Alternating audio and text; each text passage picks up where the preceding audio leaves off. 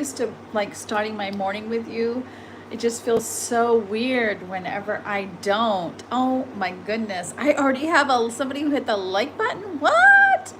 I'm so glad you're here. We're going through chapters 2 and 3 of Decluttering at the Speed of Life.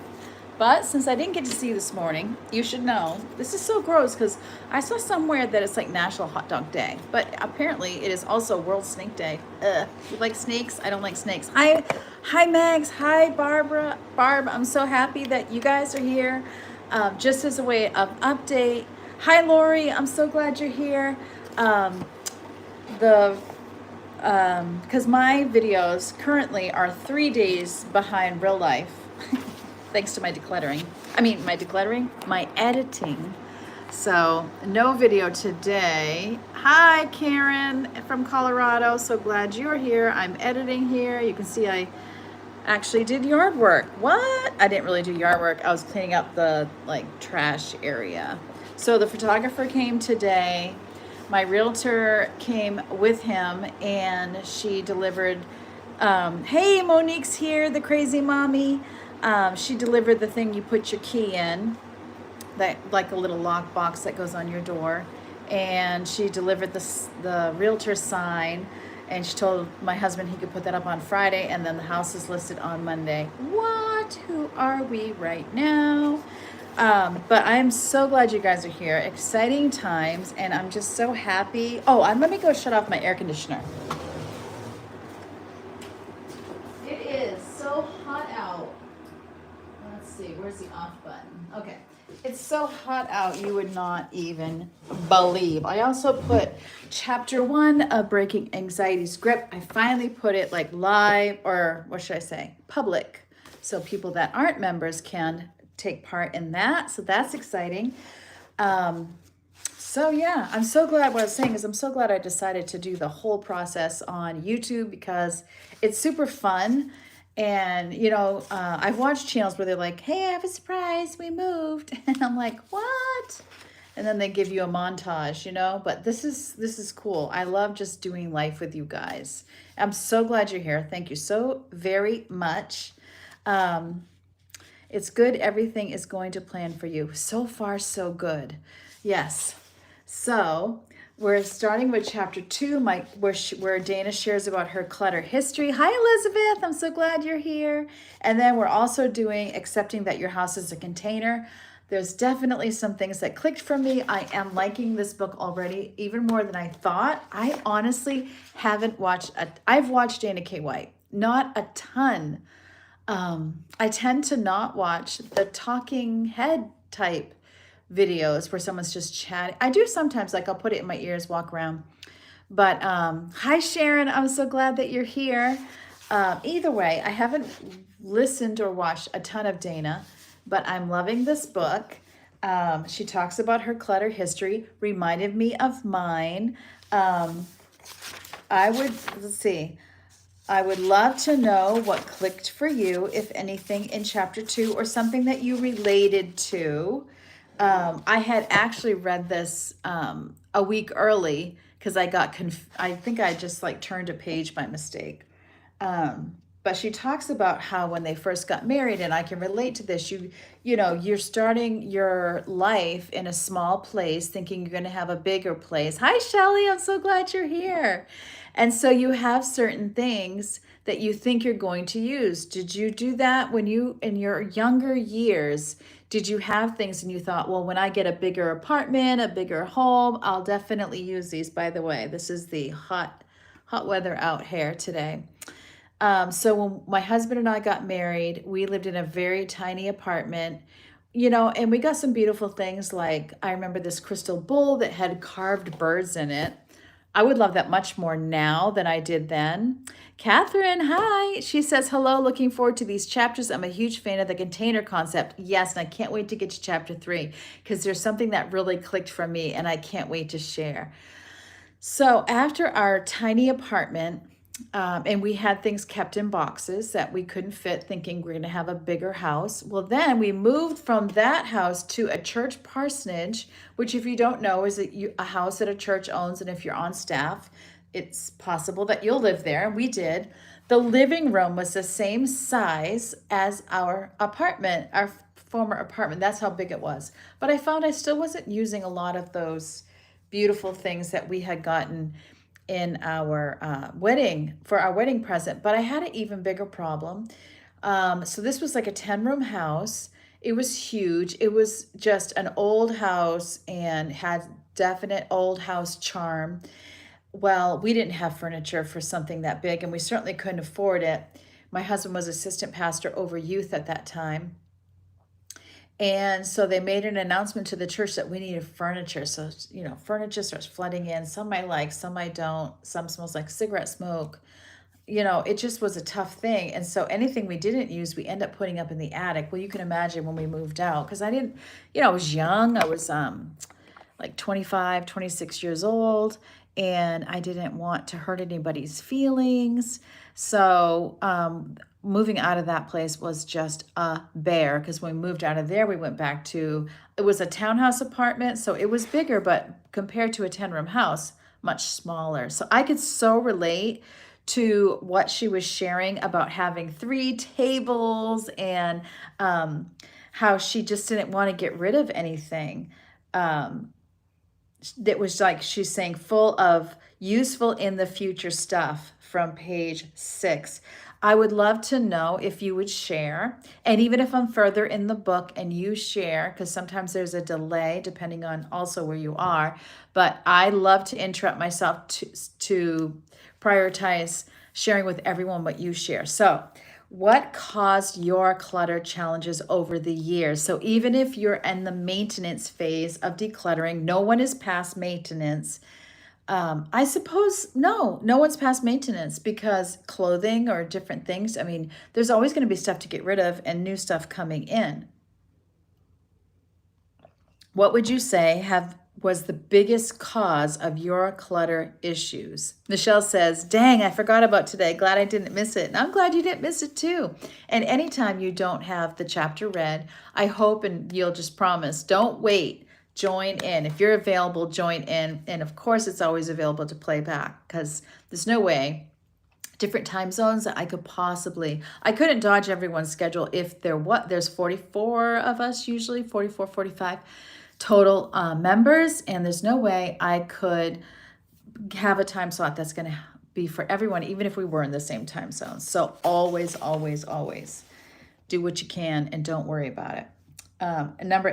Page 8, near the bottom, she says, never once did I consider getting rid of the boxes that were making our everyday life difficult, because she ends up tripping over boxes. I needed that stuff for the future, or I might need it for the future. That is such a reason many people end up with a house of clutter, is I might need it someday, so I don't want to get rid of it now. Sharon says, we moved into my brother-in-law's house after he passed away. He was only 35. Oh, I'm so sorry. That's terrible.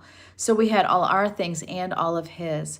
Shelley says, we lived in a big house for 12 years, so we filled it and we moved. Oi, I've lived in this house since 2001. So it's a good thing I started decluttering in 2021, because it has taken every minute, every single minute. Someone who I think was new to my channel, because I said, I'm sure I'll declutter again even when I get to Vermont.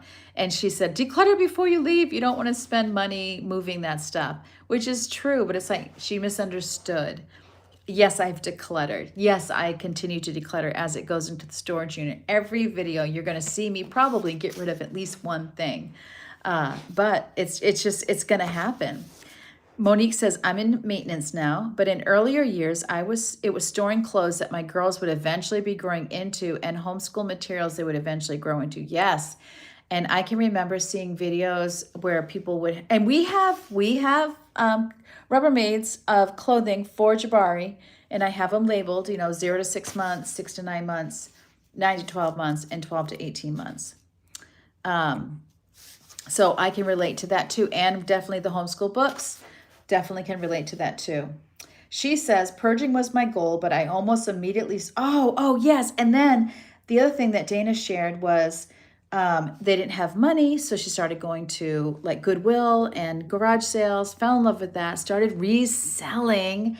And then she said it wasn't just a slippery slope, it was a landslide so fast and violent that my most adamant request for a new home was that it have an eBay room. And I've seen that on other videos too of people doing that. I could relate. If I thought I could sell things and do well with it, I probably would have done it too.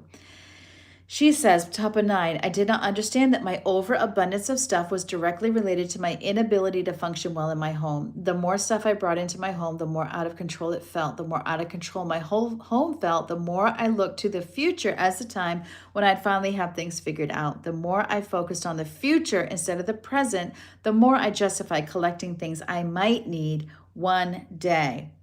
A little further, at rock bottom, I started bringing stuff in and started getting stuff out. As I got stuff out of my house, living in it became easier. As living in my house became easier, I liked my house more. I didn't have as much stuff tripping me, blocking my path, falling out of cabinets on top of me. Boy, can I relate. In our first apartment, it was so tiny, and we would have Bible studies and prayer groups that came, and I would just stuff everything in this closet because it went like living area, bedroom, kitchen. You can't see kitchen. It was like a hallway, and then the bathroom to the side. I hid dishes in the tub. I packed my bedroom closet full that if you opened it, it would be like flush. It would be like a wall of stuff. Oh man.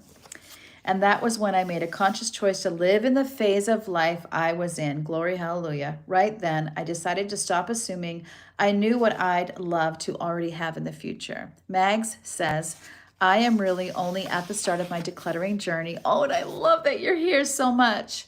I love that you've got all these people right here who have so much experience and can help, and we can all cheer you on. I have lots of toys belonging to the kids. My youngest is 18. Why have I still got these toys? Also, clothes are a problem for me too.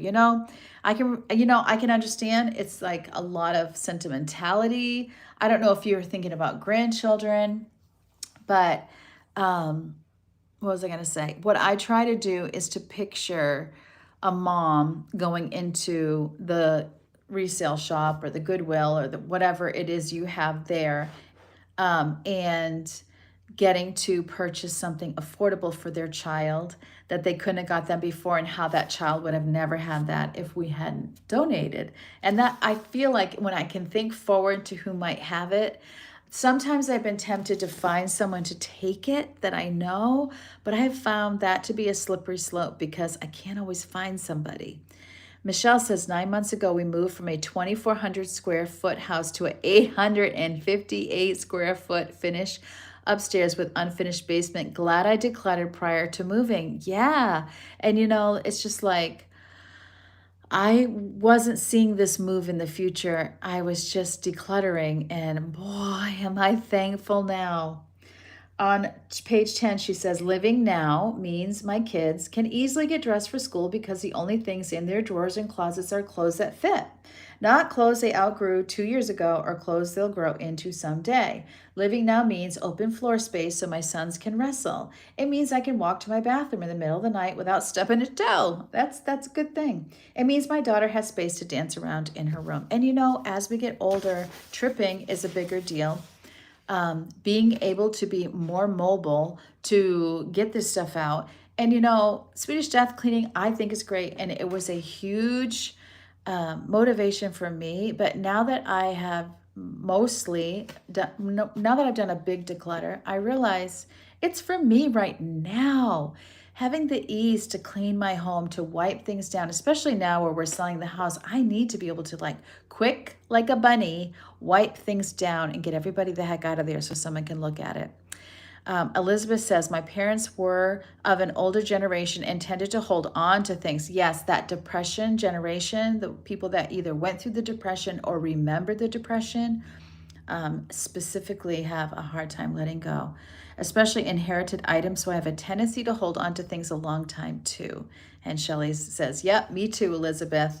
And I can relate to that too. Like, I feel like in the stage of decluttering I'm at, we have gone through all the things. So in chapter 3, where she talks about accepting that your house is a container, you're not just a shelf, but your house. Mag says, a while ago, I did get rid of a lot of the kids' books and jigsaws and some toys. My local play school took it all from me. I had so many kids' books that they joked that they had a library now for the kids. Oh, that's so sweet. Yes. Hi, Jeanette. I'm so glad that you made it as well. So tell me from chapter 3, if you were able to read it, is there one thing in particular that clicked for you? There definitely was for me. And when I get there, I'm going to be short and share it. But I would love it if you would share it now.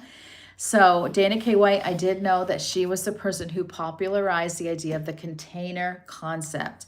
Not that no one had ever, and I say popularized, because obviously, probably there are people who are like, okay. I mean, even years ago, my son who would draw at the speed of 3,000 sheets of paper a month that we would buy in a like a box from Staples, all-purpose, print paper. He wrote stories. I mean, little. He couldn't spell. He wrote it the way it sounded. He made games. He drew. I mean, even today at, how old is he? Let's see.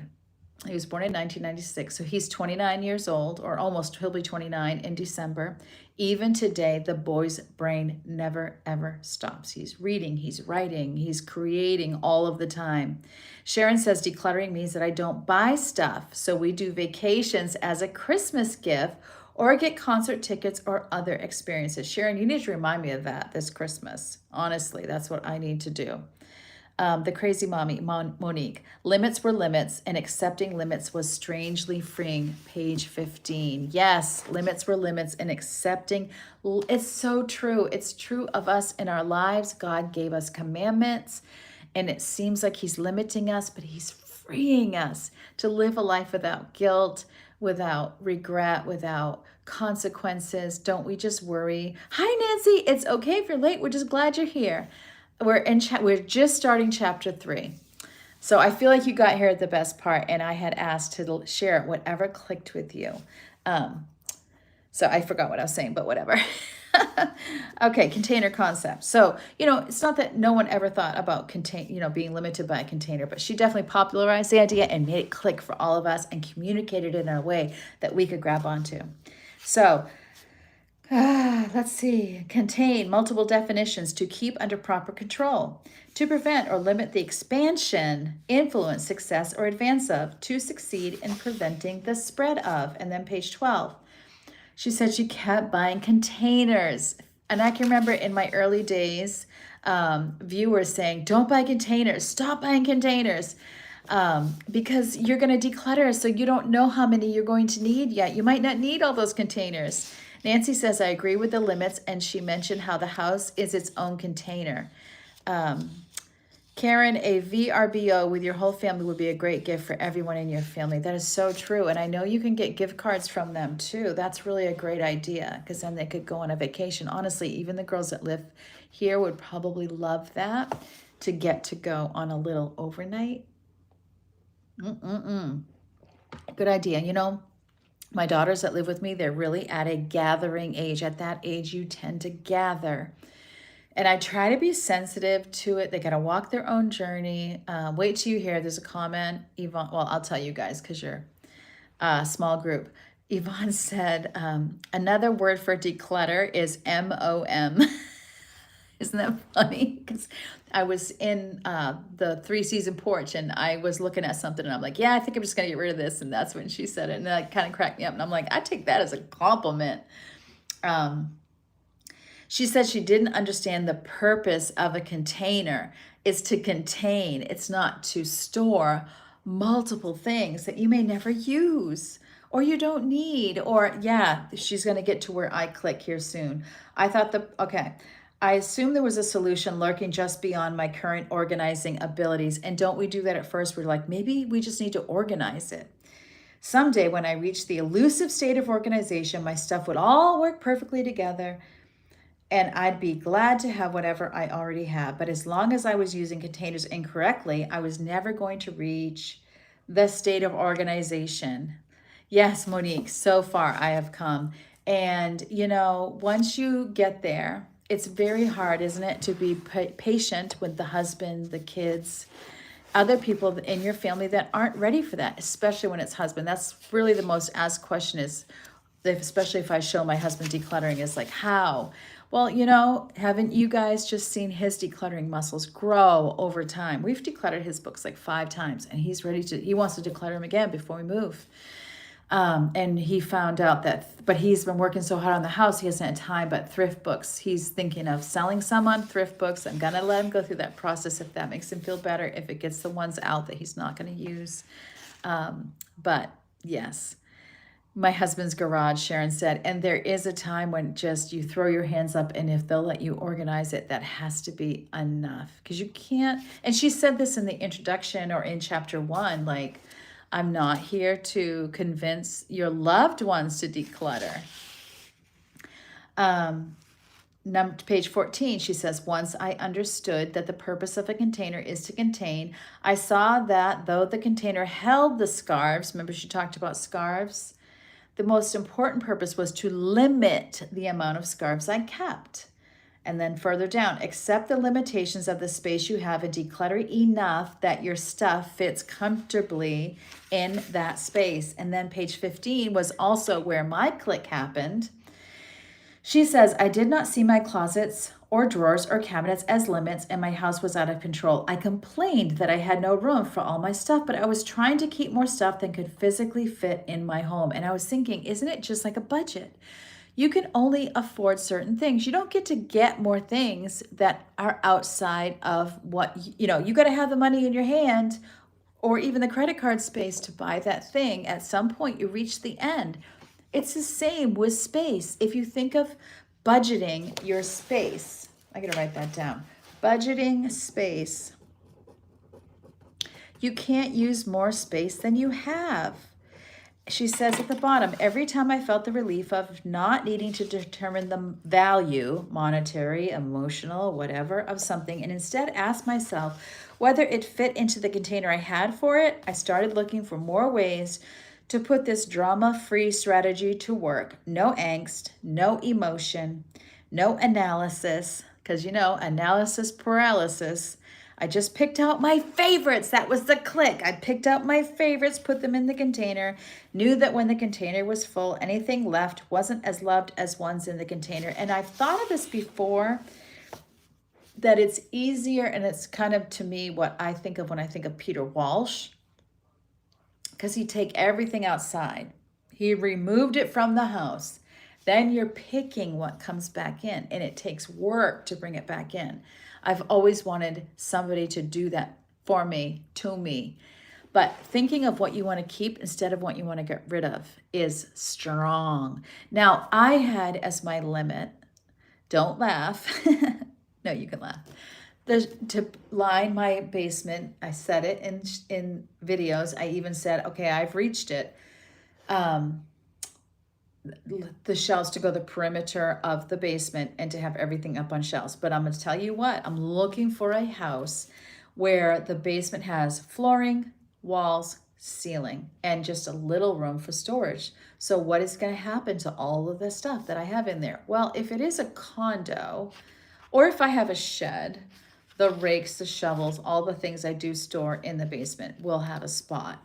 But you guys, I'm not going to have all that storage. So we are in for another declutter for sure on my channel. Peter Walsh also says, if everything is special, nothing is special. Oh, I love that, Karen. That is so true. She says, I realized that baskets and plastic shoe boxes weren't the only containers in my home. Every shelf was a container. And then further down, this sounds crazy, I know, but it really never occurred to me that there was a limit to how much stuff I could have in my house. I have a make it work personality, me too, and I'm quick to readjust in many situations where this trait serves me well. But I also, unfortunately, readjust in situations where I shouldn't. And I'm also learning through reading Let Them by Mel Robbins. Like, you got to put down the boundary and then let them be sad. Let them be disappointed. Let them be limited. Even, I have adult girls that live in my house. Well, you have a limited space. So you have to fit your life in your space. I can't help it. It is what it is, right? And just, it's okay to let them be sad. If you get a condo, you won't need things for the yard. A to the men. Yeah, that's what I was going to say. I won't even need a shop. Well, I'll need to clear off my car. It has a one car. They usually have a one car garage, so my car would be fine, but my daughters would need something. Yeah. Since limits weren't a thing, I kept bringing more stuff into my home and kept feeling more and more overwhelmed. And she says, I didn't know I was living above my clutter threshold. She was living beyond her clutter budget. Clutter budget. I love that. I got to write that down. Clutter budget. She was living beyond her clutter budget. So of course she was stressed. I didn't know my house was a container. And then on page, what page am I on now? 17, at the bottom. The question wasn't whether something had worth. It was whether it would fit into my container. And that let me let go of things I never thought I could. The decision became, do I like this more than that? Favorite things got first dibs at container space. That's what clicked. Things I liked but weren't favorites could totally stay guilt-free as long as there was space. Things that didn't have a current purpose or need didn't get to stay. And I didn't feel bad about that. There simply wasn't the space. No offense, salt shaker that tends to clog up, even though you would be useful in a pinch. Get it? A pinch of salt. If we ever needed to set a third table for a big party, there's no room for you because 2 sets we use take all the space in that cabinet. Glory, hallelujah. Yes. Page 18 in the middle. That works so much better than what I'd done before, lamenting the lack of bookshelf space and buying another bookshelf. And then lamenting the lack of space in the room for bookshelves, and then lamenting the lack of money available to buy a new home with more space for bookshelves. You know where there's a great plethora of bookshelf space is at the local library. Utilizing the local library, online books. There's so many that you can read on Google or other places free, or you can listen to for free as well. And she says at the bottom, because that's reality, it's not personal, and I survived. And you know, I know I heard her say this, but I know I went past chapter 3.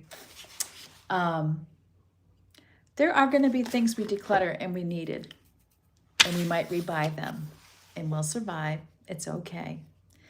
She says on page 19, middle, as I changed my focus from deciding to fitting, I had another moment of life-changing understanding. If my entire house is a container, my family needs to fit in that container as well. Katie, hi, Katie. I'm so glad you're here. I am definitely guilty of buying another bookcase to fit more books. I think we all are. Jeanette says, can your husband advertise the books for giveaway?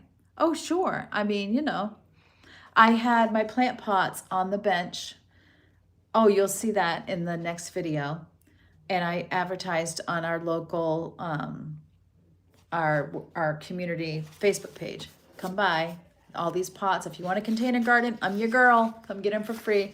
And then I put bird feeders out there too, which are gone. So the pots aren't completely gone, but whatever isn't gone, those can be donated.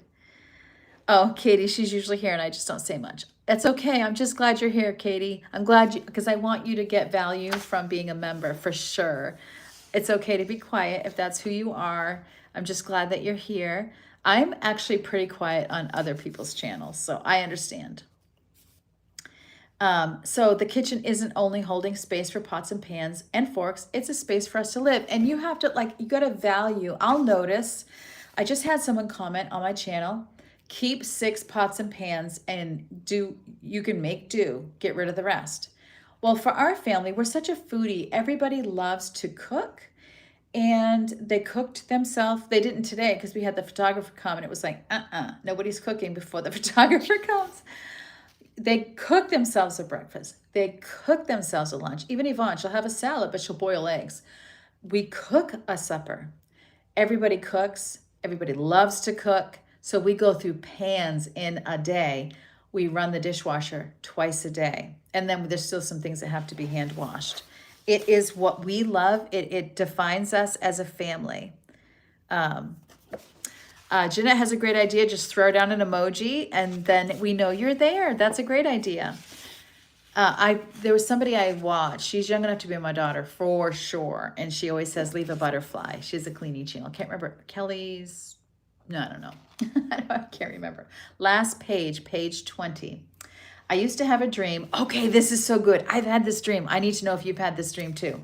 I used to have a dream, an actual when you're asleep dream. Maybe you've had it too. Kelly's Corner. That's it, Karen. Thank you. I like her. And she has you leave a butterfly emoji. Barb says, I feel like more and more you are taking more care of yourself and realizing that you can put yourself first, i.e. your car being in the garage. Yes, instead of your daughters not being mean, just remembering. You are absolutely right, Barb. When we looked at houses, when we thought we were going to sell in 2018, I was going to give my daughters the master bedroom. And I've already given them the news that I will have the master bedroom that has the adjoining bathroom if there is one. Jeanette says, if you have fewer pots, they have to hand wash them to cook. Yeah, that's true. That's true. But it's really about what do you value? That point is the whole favorites thing. It's what do you value? That gets the real estate in your home. And then there's other things that we have had to let go of to make room for the pots and pans. Barb says, who paid for the house? That's so true. The girls will have their own place. And that was the reason I gave us, like, I don't know how long you'll be here. I know it won't be forever, you know. I'll be there longer than you. And I don't want to switch my room around. I've been in 1, 2, 5 different rooms. My house is not that big. I've had my bedroom in 5 different rooms because I was always just trying to make it work for everybody else. Okay, the dream. In this dream, I find rooms in my home that I hadn't known existed. I'm so excited they're here, and I'm relieved to learn my house is bigger than I thought it was. I'm sure there's a clutter-related psychological reason for that dream because when I shared it on my website, others who struggled with clutter said they've had the same dream. You guys, and she's making the point once you declutter, your house is bigger. You guys, okay, so I had this dream, and in my dream, it's either a house that it's like, yes, I'm living currently in a house, and it's like I open this door and there's a hallway with all of these rooms. And maybe one of my dreams, it was like, and there was a barn, but it was like climate controlled. And I was like, I could use this for homeschooling. And look where I could put all the books. You mentioned books. Think of your books in a barn, like floor to top shelves. Reoccurring dream. Okay. When we were looking for a house in 2018, so before I was decluttering, I was having this dream, and I felt like God gave me that dream to kind of show me what we were going to have. Well, the house that we wanted to buy, it was in a city called Lewiston, which honestly, crime rate, but it had a sidewalk. It was walking distance to a college. There was a big, huge park across the street. It had an apartment up over a garage that I was going to let Rachel was the only adult then, and she has physical problems. I was going to let her have that apartment. Then there was a room behind the kitchen. It was right after she got her esthetician's license, and I thought, oh my, and it was commercially zoned. The house was commercially zoned. So it had a room after the kitchen, and then that room had like a walkway that bypassed the garage and up into the apartment. And I had told her you could start an esthetician's business there. So we had all these dreams. The person who owned the house is a Christian. So I'm thinking, oh my goodness, is this ever perfect? I was going to put the girls, it was like a 3-story house. So on the 3rd story, it was just a bedroom that had a bath. It actually had a little, whatever, you walk outside a little bit on a little platform. It had a above ground pool in the back.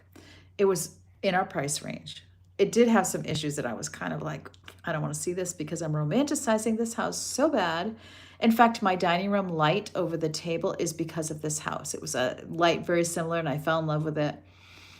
And there was a garage, a nice yard across the street from a flat park, sidewalks. I've never lived with sidewalks. And then because we kept having issues with this house, the septic failed, we started getting leaking. I said the room's crying. It was the 3-season porch. I think I told this at one point. all these problems while we were trying to. And then people would get us to, people that wanted the house would go onto contract. And then after the appraisal, they would come back and want to renegotiate. They had clearly given us a much higher offer than they ever intended. I got my chandelier probably on Amazon. I'll see if I can find it. And they were purposely, we had a couple people, they were purposely giving us what we offered, you know, what we were asking for, intending to come back and renegotiate. Well, the problem is wasting all that time for me, getting an inspection, getting a appraiser in here, then it kind of was pushing me out of the market. The market was changing. And also we were under contract with that house contingent on the sale of this house. Then somebody who wanted to use it as a rental ended up making them an offer they couldn't refuse, and I lost the house. At the same time, I kept having this dream, and I really felt it was a prophecy. Like, I need to find this house. It will have all this hidden space. It'll make my dreams come true. And reading this, I'm like, no, girl, this dream you kept having was just a symptom of like, I don't fit in this house. I have room upon room for all this storage, and everyone can have their own room, and all this stuff will now fit, and you know, on and on. Anyway, have you guys ever had that dream of having extra rooms? I would love to know it. So I'm loving this book. I love that I haven't read it. So I'm discovering it with you. So next Wednesday, same time, we'll do chapters 4 and 5, which is pages 21 to 34. So it's 13 pages. And do what you can. I'm going to summarize it. I'm going to go through it. So we'll talk about it. I love it when you can tell me what your takeaway is, but I love it more when you're here and can just, I've been in studies before where I just didn't have time or bandwidth to get the homework done. So don't stress over it, because then this is going to live here on my channel, and then I'll eventually make it so that everyone on the channel can see it as well. So I appreciate you guys so much. Oh, I'm glad that it reminds me of seashells. That's why I love the chandelier.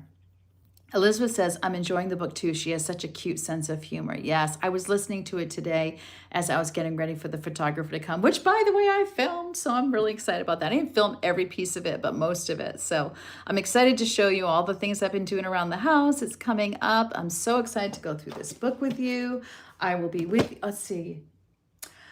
If I can't be with you tomorrow morning, I will leave a message post. I think I can. I know Jabari has a doctor. Oh yeah, his is in the afternoon. Yeah, we started scheduling his appointments in the afternoon for so that I could still meet with you guys in the morning. So I will see you tomorrow morning if you can. 9 a.m. Eastern Standard Time. If you can't, it takes half an hour to an hour for those things to upload. So it'll be uploaded by like 10:30 Eastern Standard Time, and you can watch the playback at your convenience. So I love you guys so much. I know God loves you more. And remember, as always, that, hey, we're in this together and God loves you. And I hope you have a great night. Bye.